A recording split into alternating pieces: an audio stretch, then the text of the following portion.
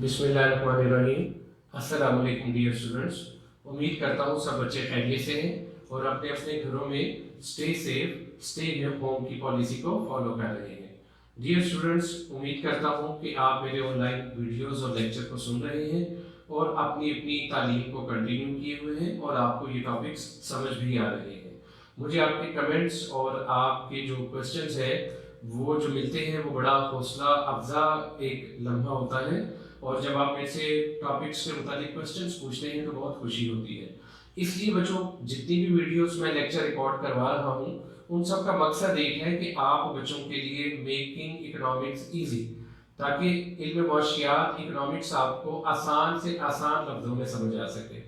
इस हवाले से बच्चों, लास्ट जो मैंने वीडियोस अपलोड की थी और आप बच्चों को उनके लिंक्स शेयर किए थे, that was about demand theory and supply theory. Now today we are going to move to our another important topic of economics and a very practical topic, that is elasticity.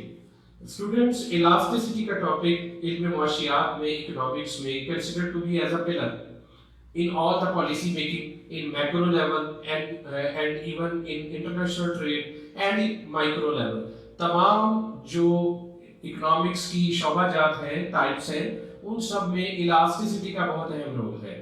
क्यों ये role है, practically ये कहाँ कहाँ use हो सकती है, practically हम इलास्टिसिटी को किस तरह इस्तेमाल करते हैं, ये सब इंफॉर्मेशन, ये तमाम नॉलेज, ये तमाम टेक्निक्स, हम इलास्टिसिटी को मेजर कैसे करेंगे, ये तमाम टेक्निक्स को आज की वीडियो में हम सीखेंगे। तो बच्चों, आए हम आज के टॉपिक्स देखते हैं कि हम आज कौन कौन से टॉपिक्स स्टडी करेंगे और उनमें कौन कौन सी इंपॉर्टेंट एलिमेंट्स हैं, फैक्टर्स हैं जो हम स्टडी करेंगे। देखिए बच्चों, आज जिन टॉपिक्स को हमें स्टडी करना है वो आपके सामने है। सबसे पहले हम देखेंगे what is elasticity and elasticity of demand. Then we shall move to price elasticity of demand. Price elasticity of demand के बाद हम इलास्टिसिटी की अगली कैटेगरी की तरफ जाएंगे, that is income elasticity, cross elasticity और देन इलास्टिसिटी ऑफ सप्लाई। ये तो है मुख्तलिफ तरह की इलास्टिसिटीज जो हम मुख्तलिफ माइक्रो लेवल पर, मैक्रो लेवल पर यूज करते हैं। उसके बाद हम देखेंगे practical application, how can we use these elasticities in our practical day life and policy making. Afterward I shall assign you an assignment that is very very very important. ये इसलिए important है कि जब आप असाइनमेंट वर्क करेंगे तभी आपको अपने पढ़े हुए टॉपिक की समझ आएगी और उसकी प्रैक्टिकल इंप्लीकेशंस आएंगी और आप उन चीजों को समझ लेंगे जो मैं आपको लेक्चर्स पर पढ़ाने की कोशिश करता हूं। तो बच्चों, मेरी वीडियोस को लाइक करें। जितने भी इकोनॉमिक्स के स्टूडेंट हैं, ये सब के लिए जनरल टॉपिक्स होते हैं, डिमांड थ्योरी के, सप्लाई थ्योरी के, इलास्टिसिटीज के। आप किसी को भी ये लिंक जो है वो शेयर कर सकते हैं।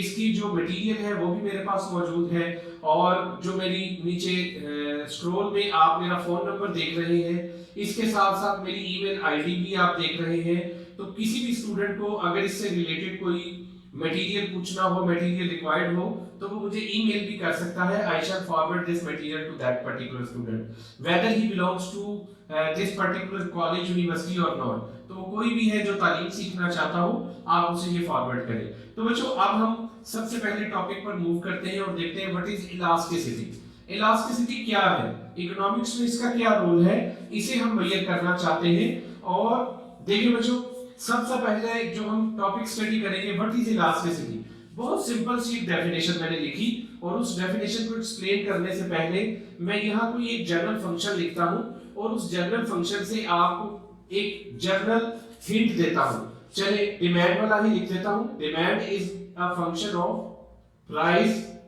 Income, taste, technology and so. Students, ये तमाम जो हमने वेरिएबल्स लिखे, ये तमाम वो पैरामीटर्स हैं जो उनमें प्राइस हम कंसीडर करते हैं डिमांड के साथ हैविंग एन इनवर्स रिलेशन, और इसके अलावा जो डिटरमिनेंट्स हैं हम उन्हें कंसीडर करते हैं टू बी हेल्ड कांस्टेंट। ये तमाम वेरिएबल्स हैं, ये प्रैक्टिकल लाइफ में चेंज होते रहते हैं। हम अपने लॉ को प्रूव करने के लिए इन्हें कांस्टेंट कंसीडर करते हैं। तो बच्चों, यही से इलास्टिसिटी का कॉन्सेप्ट निकलता है कि हमने सबसे पहला जो वेरिएबल आपस में रिलेशन फाइंड किया था, inverse relation, that was about demand and price. तो बच्चों प्राइस भी वेरिएबल है, डिमांड भी वेरिएबल है, फैशन भी वेरिएबल है, टेक्नोलॉजी भी वेरिएबल है, इसी तरह पॉपुलेशन भी वेरिएबल है। तो दुनिया में जितने भी वेरिएबल हैं वो दो रिलेशन रखते हैं। उन दो रिलेशन को क्या बोलते हैं बेटो? Cause and effect. Cause and effect, कि जब कोई वेरिएबल कॉज करता है तो उसका इफेक्ट क्या आता है, वो क्या रिस्पॉन्स शो करता है। फॉर एग्जांपल आप प्राइस चेंज की, डिमांड क्या रिस्पॉन्स शो करेगा। फर्स्ट करें आपकी इनकम बढ़ गई तो डिमांड क्या रिस्पॉन्स करेगी। फर्स्ट करें टेक्निक ऑफ प्रोडक्शन चेंज हो गई, सप्लाई क्या रिस्पॉन्स करेगा। तो बच्चों आम जिंदगी में भी आप देखते हैं कि जब आप कोई डिसीजन लेते हैं तो उसका कुछ ना कुछ रिएक्शन निकलता है। तो हर उस वेरिएबल की इलास्टिसिटी मेजर की जा सकती है जिसका कोई कॉज होता है और बच्चों क्या होता है? इफेक्ट होता है। Whether it is your decision और it is your practical day life taking any sort of working. तो बच्चों इसमें हम अब आगे चलते हैं और सबसे पहले इसकी डेफिनेशन देखते हैं। देखिए मैंने क्या डेफिनेशन लिखी? इलास्टिसिटी, लचक, measures sensitivity of one variable to an other. Elasticity simple एक सेंसिटिविटी मेजर करती है कि जब एक वेरिएबल को हम चेंज करते हैं तो उस चेंज होने वाले वेरिएबल की वजह से अदर वेरिएबल पर क्या असर पड़ेगा, क्या इफेक्ट पड़ेगा, कितना असर पड़ेगा, कितना इफेक्ट पड़ेगा, उस सेंसिटिविटी, उस रिस्पॉन्स को मेजर करना लचक कहलाता है। बच्चों देखिए मेरे पास फर्ज करें ये दो डिफरेंट कैटेगरी के आर्टिकल्स पकड़े हैं और मैं 10 न्यूटन की फोर्स इस पर लगाऊंगा तो इसमें इतना रिस्पॉन्स नहीं देगा, और अगर वही 10 न्यूटन की फोर्स मैं अपने इस बोर्ड मार्कर पर लगाऊंगा तो शायद ये कुछ थोड़ा सा रिस्पॉन्स दे, और अगर यही 10 न्यूटन की फोर्स मैं स्प्रिंग पर लगाऊंगा तो वो ज्यादा रिस्पॉन्स शो करेगा, ज्यादा रिएक्शन शो करेगा। इस रिस्पॉन्स को मेजर करना ही लचक कहलाता है। जो चीजें ज्यादा रिस्पॉन्स शो करती है उनमें ज्यादा लचक होती है, उन्हें ज्यादा लचकदार या मोर इलास्टिक बोलते हैं। जिनमें रिस्पॉन्स शो करने की एबिलिटी, कैपेसिटी कम होती है वो लेसर या जीरो इलास्टिक कहलाती है या कम लचकदार कहलाती है। तो बच्चों हमने सबसे पहले एक जनरल डेफिनेशन देखी। ये इलास्टिसिटी एक जनरल कॉन्सेप्ट है, दुनिया के तमाम जितने मेजर सब्जेक्ट्स हैं, फिजिक्स है, केमिस्ट्री है, इकोनॉमिक्स है, हर जगह लचक का जो है एक इंपॉर्टेंट रोल है। हम यहां से मूव करेंगे कि जब एक वेरिएबल चेंज होता है और उस वेरिएबल की वजह से दूसरा वेरिएबल कितना रिस्पॉन्स शो करता है, इसे लचक बोलते हैं। तो हम इस रिलेशन को ले जाएंगे अपने लॉ की तरफ, that is demand is a function of price. इसमें एक प्राइस वेरिएबल है और दूसरा वेरिएबल कौन सा है बच्चों? डिमांड। जब सप्लाई पर जाएंगे तो इसे सप्लाई पर ले जाएंगे, quantity supply is also a function of price. तो बच्चों इसमें भी तो देखिए एक वेरिएबल और उसकी साथ कौन सा वेरिएबल? दूसरा वेरिएबल। हम अमली जिंदगी में गवर्नमेंट इस इलास्टिसिटी को यूज करती है कि अगर, या सेलर भी अपनी जो है इस चीज को यूज करते हैं जो मार्केट्स है, कि अगर हम एक पर्टिकुलर प्रोडक्ट की प्राइस चेंज करते हैं तो उसका डिमांड पर क्या असर निकलेगा, हमारे रेवेन्यू पर क्या असर पड़ेगा। इस चीज को मेजर अगर हम करेंगे तो हमने इकोनॉमिक्स में इलास्टिसिटी को यूज कर लिया और इसको इलास्टिसिटी ऑफ डिमांड का नाम दे देते हैं, कहीं इलास्टिसिटी ऑफ सप्लाई का नाम दे देते हैं। इनकम जो भी वेरिएबल होगा उसके मुताबिक उसका नाम रख देंगे। तो बच्चों आइए हम अपना इकोनॉमिक्स का टॉपिक शुरू करते हैं कि इकोनॉमिक्स में किस तरह की इलास्टिसिटीज मेजर की जा सकती है। स्टूडेंट्स इकोनॉमिक्स में इलास्टिसिटी मुख्तलिफ कैटेगरी की है जिसे हम अपने सब्जेक्ट मैटर के लिए यूज करते हैं, कुछ प्रैक्टिकल थ्योरेटिकल वैल्यूज को मेजर करने के लिए यूज करते हैं, पॉलिसी मेकिंग को बनाने के लिए यूज करते हैं। उसमें डिफरेंट है, इलास्टिसिटी ऑफ डिमांड है, इलास्टिसिटी ऑफ सप्लाई है, कॉस्ट इलास्टिसिटी भी मेजर की जा सकती है, इनपुट्स इलास्टिसिटी भी मेजर की जा सकती है। इस तरह बहुत सारी इलास्टिसिटी जो है वो मेजर की जा सकती है। डियर स्टूडेंट्स सबसे इंपॉर्टेंट बात कहने लगा हूं, इलास्टिसिटी मेजर करने का मेथोडोलॉजी, वेरिएबल चेंज हो सकते हैं।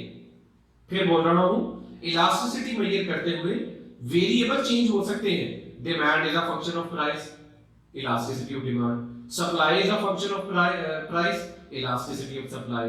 Cost is a function of output, elasticity of cost. Output is a function of labour, तो ये बन गई यूनिट इलास्टिसिटी ऑफ लेबर। मतलब वेरिएबल चेंज हो सकते हैं, लेकिन इलास्टिसिटी को मेजर करने का तरीकाकार, इलास्टिसिटी का कॉन्सेप्ट और इलास्टिसिटी का फॉर्मूला चेंज नहीं होता। सेम फार्मूले में वेरिएबल तब्दील होते रहते हैं और ये इलास्टिसिटी मेजर होती रहती है। तो इसलिए जब मैं इलास्टिसिटी ऑफ डिमांड मेजर करूंगा तो आप बच्चों ने इलास्टिसिटी ऑफ डिमांड को बहुत अच्छे से समझना है, प्रैक्टिस कर लेनी है। मेरी वीडियोस को स्टॉप करके उसी वक्त उसको प्रैक्टिकली सॉल्व कर लेना है। अगर आपको इलास्टिसिटी ऑफ डिमांड समझ आ गई, अगर आपने इलास्टिसिटी ऑफ डिमांड मेजर कर ली, तो आपके लिए elasticity of supply, income elasticity, cross elasticity, cost elasticity, input elasticity, कोई भी दुनिया की इलास्टिसिटी मेजर करने में आपको परेशानी नहीं होगी। सेम फार्मूले की मदद से, सेम मेथोडोलॉजीज की मदद से आप उन इलास्टिसिटीज को मेजर कर सकते हैं। तो बच्चों, हम सबसे पहले देखते हैं इलास्टिसिटी ऑफ डिमांड क्या होती है। What is elasticity of demand? बच्चों, मैंने बार-बार लॉ ऑफ डिमांड का जिक्र करता हूं। तो लॉ ऑफ डिमांड में हमने ये पढ़ा कि जब प्राइस बढ़ती है तो डिमांड क्या हो जाती है? कम हो जाती है। ऐसा ही होता है ना, प्राइस बढ़ने पर डिमांड क्या हो गई बच्चों? कम हो गई। और प्राइस कम होने पर डिमांड क्या हो गई? बढ़ गई। This is law of demand. But this law is not going to explain how much change is there in demand due to change in price. Price change होने की वजह से डिमांड में कितनी तब्दीली आई, इस नुक्ते को, इस चीज की पैमाइश लॉ ऑफ डिमांड में पॉसिबल नहीं है। Law of demand is a general universal rule. Price बढ़ेगी, डिमांड कम हो जाएगी। अब अगर हमें ये मेजर करना हो कि 1% प्राइस चेंज होने से डिमांड में कितने परसेंट तब्दीली आएगी, कितनी तब्दीली आएगी, इस चीज को मेजर करने के लिए we have a topic elasticity of demand. बच्चों, डिमांड जो है वो फंक्शन होता है प्राइस का, इनकम का, टेस्ट का, टेक्नोलॉजी का, पॉपुलेशन का। तो किसी भी वेरिएबल में चेंज आने की वजह से, किसी भी डिटरमिनेंट में चेंज आने की वजह से डिमांड में कितना चेंज आएगा, इस चीज को मेजर करना इलास्टिसिटी ऑफ डिमांड कहलाता है। फिर बोल रहा हूं, सिर्फ प्राइस का नहीं। फिर सुनिए, मैंने लिखा, मैं यहां पर एक्सप्लेन करता हूं। Look at this. Doctor Alfred Marshall ने जब ये कॉन्सेप्ट पेश किया तो देखिए बच्चों, मैंने यहां लिखा है elasticity of demand measures how much कितना quantity demand response to change in one of its determinants. सिर्फ प्राइस की बात नहीं कर रहा मैं, कोई भी डिटरमिनेंट में चेंज आने की वजह से डिमांड में कितना चेंज आएगा, इसे इलास्टिसिटी ऑफ डिमांड बोलते हैं। अगर प्राइस के साथ मेजर कर लेंगे तो वो प्राइस इलास्टिसिटी ऑफ डिमांड हो जाएगी। अगर वो इनकम के साथ कर लेंगे तो वो कौन सी इलास्टिसिटी हो जाएगी? इनकम इलास्टिसिटी ऑफ डिमांड हो जाएगी। अगर वो पॉपुलेशन से मेजर कर लेंगे तो पॉपुलेशन इलास्टिसिटी ऑफ डिमांड हो जाएगी। इसी तरह प्राइस ऑफ रिलेटेड गुड, इसे हम बोल देते हैं क्रॉस इलास्टिसिटी या सब्स्टिट्यूट गुड्स इलास्टिसिटी। तो जो डिटरमिनेंट में आपने मेजर करना होगा उसी का उसको नाम रख देंगे। तो देखो बच्चों, किसी भी डिटरमिनेंट की इलास्टिसिटी को मेजर करना क्या कहलाता है? Elasticity of demand. और अगर आप डिमांड को किसके साथ मेजर करेंगे? प्राइस के साथ। किसके साथ बच्चों? प्राइस के साथ। तो ये क्या कहलाएगा? Price elasticity of demand. तो यही हमारा आज का सबसे पहला टॉपिक है, प्राइस इलास्टिसिटी ऑफ डिमांड कैसे मेजर होती है। बच्चों, मैं आपको कंप्लीट सिखाऊंगा price elasticity of demand, formula, techniques, measure करने का तरीका। फिर अगर आपने इनकम मेजर करनी हुई, इनकम इलास्टिसिटी, तो सेम पैटर्न से मेजर कर लेना। फिर आपने टेस्ट की इलास्टिसिटी मेजर करनी हुई तो बिल्कुल उसी पैटर्न में P की जगह T फार्मूले में यूज हो जाएगा। इनकम के लिए Y यूज होता है, तो जहां प्राइस आया वहां पर इनकम आ जाएगा। और दूसरी इंपॉर्टेंट बात होती है डिमांड का प्राइस के साथ क्या रिलेशन है, ये याद रखना है, इनवर्स रिलेशन है। डिमांड का इनकम के साथ क्या रिलेशन है, पॉजिटिव रिलेशन है, ये याद रखना है। डिमांड का टेस्ट के साथ क्या रिलेशन है, पॉजिटिव रिलेशन है। यानी कोई भी इलास्टिसिटी मेजर करने से पहले एक और इंपॉर्टेंट चीज जो आपको पता होनी चाहिए कि दोनों वेरिएबल का आपस में डायरेक्ट रिलेशन है या इनवर्स रिलेशन है, ये चीज आपको समझ आनी चाहिए। तो बच्चों मैं जो आपको इलास्टिसिटी मेजर करना सिखा रहा हूं वो है प्राइस इलास्टिसिटी ऑफ डिमांड। बच्चों यहां पर आपको आज बहुत इंपॉर्टेंट एक टेक्निक समझ आई होगी। ये टेक्निक बहुत सारे जो हमारे रिस्पेक्टेड स्टूडेंट हैं उन्हें नहीं बताई जाती। Difference between elasticity of demand and price elasticity of demand. सब लोगों को यही कहा जाता है कि प्राइस इलास्टिसिटी ऑफ डिमांड का ही दूसरा नाम इलास्टिसिटी ऑफ डिमांड है। तो मैंने आपको इलास्टिसिटी ऑफ डिमांड का कॉन्सेप्ट सिखा दिया कि इलास्टिसिटी ऑफ डिमांड से मुराद किसी भी डिटरमिनेंट की इलास्टिसिटी फाइंड करना, जबकि प्राइस इलास्टिसिटी ऑफ डिमांड का मतलब आपने प्रिसाइज कर दिया, डिमांड को किसके साथ मेजर करना है, प्राइस के साथ मेजर करना है। इलास्टिसिटी ऑफ डिमांड में कोई भी डिटरमिनेंट हो सकता है, प्राइस, इनकम, टेस्ट, सब इलास्टिसिटीज कहलाती है। लेकिन प्राइस इलास्टिसिटी ऑफ डिमांड का मतलब है आप डिमांड को किस वेरिएबल के साथ मेजर करने लगे हैं, किसके साथ उसका रिएक्शन चेक करने लगे हैं, किसके साथ उसका रिस्पांस चेक करने लगे हैं, वो है प्राइस और डिमांड। इसलिए इसका नाम क्या रख दिया गया, प्राइस इलास्टिसिटी ऑफ डिमांड। तो बच्चों डेफिनेशन बनाना कोई मुश्किल नहीं है। डेफिनेशन क्या है, if how much change in demand due to change in price. Price की वजह से डिमांड में कितनी तब्दीली आएगी, इस चीज को मेजर करना। आप डिमांड में किसकी वजह से, प्राइस की वजह से, ठीक हो गया, प्राइस में चेंज आने की वजह से डिमांड में कितनी तब्दीली आई। अब डिमांड से पहले मैंने क्या वर्ड बोला, प्राइस, तो इसे हम क्या नाम दे देते हैं, price elasticity. Look at this, मैंने मुख्तलिफ डेफिनेशन लिखी। देखें पहली, responses to change in demand to 1% change in its price, के प्राइस में 1% चेंज आए तो उससे डिमांड कैसी रिस्पॉन्सिवनेस देगा, हम उसको इलास्टिसिटी ऑफ डिमांड यानी प्राइस इलास्टिसिटी ऑफ डिमांड का नाम देंगे। फिर परसेंटेज चेंज इन डिमांड, किसकी वजह से, resulting from 1% change in its price. Her bar demand को मैंने किसके साथ रिलेट किया, प्राइस के साथ, कि प्राइस की वजह से डिमांड में कितनी तब्दीली आई, कितना चेंज आया, इसे हमने प्राइस इलास्टिसिटी ऑफ डिमांड लिखा। तो बच्चों यही इसका फार्मूला है, ये इसका फार्मूला है, ये जो लिखा है percentage change in demand due to या resulting from 1% change in its price. अगर मैं इसको मैथमेटिकली लिखूं तो ये कुछ इस तरह की शेप में लिखा जा सकता है। ये देखिए बच्चों, price elasticity EP, percentage change in demand due to resulting from percentage change in price. तो सिंपल सा फार्मूला जो मैंने डेफिनेशन में लिखा, और ये बड़ा एक सिंपल सा कॉन्सेप्ट है, डिमांड में प्राइस में तब्दीली आने की वजह से कितनी तब्दीली आएगी। आया स्प्रिंग की तरह बहुत ज्यादा तब्दीली आएगी, थोड़ी तब्दीली आएगी, या बिल्कुल तब्दीली नहीं आएगी, इसी चीज को मेजर करना इलास्टिसिटी कहलाता है। लॉ ऑफ डिमांड हमें ये इलास्टिसिटी की जो इंटेंसिटी है इसे मेजर करने में सूटेबल नहीं है, हेल्पफुल नहीं है। इसके लिए अल्फ्रेड मार्शल ने इलास्टिसिटी का कांसेप्ट रिप्रेजेंट किया। तो बच्चों यही चीज अगर मैथमेटिकली लिखें तो percentage change in demand, percentage के लिए जो नॉर्मली मेथोडोलॉजी यूज होती है उसके साथ मल्टीप्लाई बाय 100 भी ऐड किया जाता है।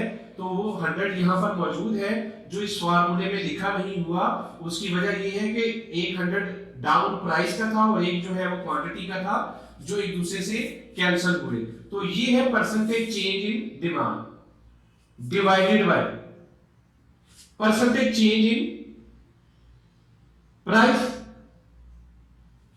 तो बच्चों इंपॉर्टेंट चीज जो है इसमें समझने वाली, ये क्या लिखा है, ये बच्चों डेल्टा का सिंबल है, दिस वन।